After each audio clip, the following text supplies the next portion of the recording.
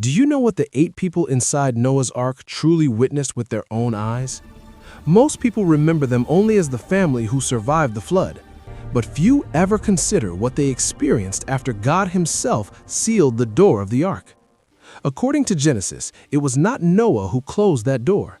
It was the Lord who shut it behind them. Inside the ark were 8 human lives and a carefully chosen portion of creation. Outside remained the entire world they had known, every memory, every face, every sound of normal life. At first, the land beyond the ark was still dry. Perhaps distant voices could still be heard. Perhaps life continued for a moment as if nothing had changed. But the truth was already sealed. Once that door closed, there was no turning back. Then the sky broke open. Thunder split the horizon. Rain struck the wooden walls, light at first, then heavier, louder, unending. The ground began to vanish beneath rising waters. The ark lifted and lurched as waves grew violent. Animals cried out in fear. Children clung tightly to their parents. Yet the most unbearable part was not the storm. It was the sound of humanity. Cries for mercy.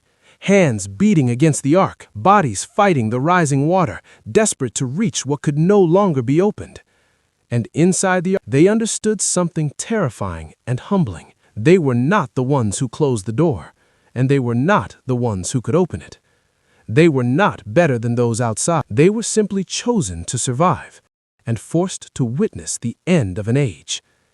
When the waters finally receded, silence replaced the chaos. The ark came to rest on a barren mountain. No cities, no crowds, no familiar world, only emptiness. When Noah built an altar and offered a sacrifice, it was not a celebration of victory. It was an act of gratitude and humility.